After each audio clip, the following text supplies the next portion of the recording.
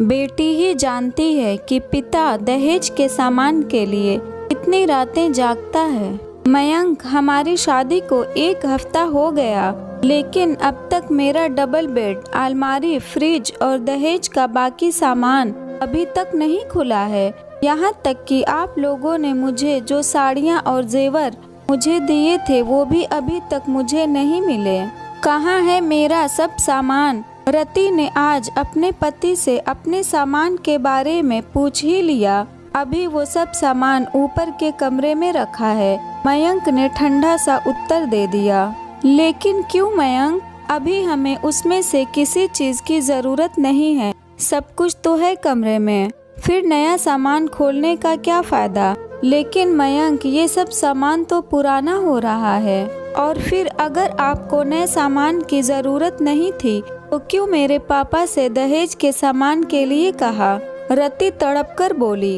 एक बेटी ही जानती है कि उसका पिता दहेज के सामान के लिए कितनी रातें जागकर काटता है। मयंक को चुप देखकर रति बोली, और हमारी शादी में पापा ने जो गाड़ी दी थी वो कहाँ है? आपने कहा था कि हमारी विदाई उस नई कार में होगी, लेकिन मेरी विदाई भी आपकी पुरानी कार में हुई। हाँ, तो जब हमारे घर में कार है तो नई कार गैरेज में खड़ी है, इसमें तुम्हें क्या समस्या है? मयंक झुंझलाहट में बोला। ये क्या बात कर रहे हो आप मयंक? अगर आप लोगों को किसी सामान की जरूरत नहीं थी तो क्यों मेरे पापा का इतना पैसा खर्च कराया? रति को गुस्सा आ रहा था, क्योंकि ये सब सामान हमें नमिता की शादी में देना है। आखिरकार मयंक के मुंह से सच्चाई निकल ही गई। तुम्हारी बहन के लिए दहेज मेरे पापा की जिम्मेदारी क्यों मयंक? तुमने ऐसा सोच भी कैसे लिया?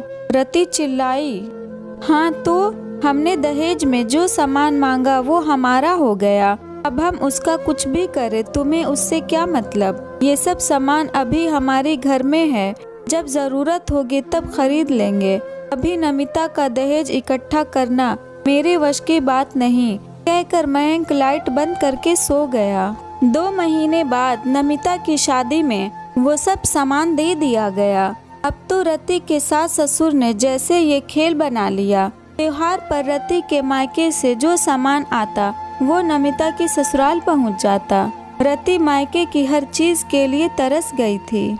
1 साल बाद रति ने प्यारी सी बेटी को जन्म दिया। कामिनी जी रति के पास आकर बोली, बहू, अपने पिता से कह देना कि हमारे यहाँ बच्चे के नामकरण पर उसके नाना के घर से घर के सभी सदस्यों के कपड़े और सबके लिए एक एक जेवर आता है, और अपनी ननद के लिए तो तुम सोने का एक हार ही बनवा देना, क्योंकि नमिता ने पहले ही कह दिया था कि उसे बुआ बनने पर सोने का भारी सा हार चाहिए।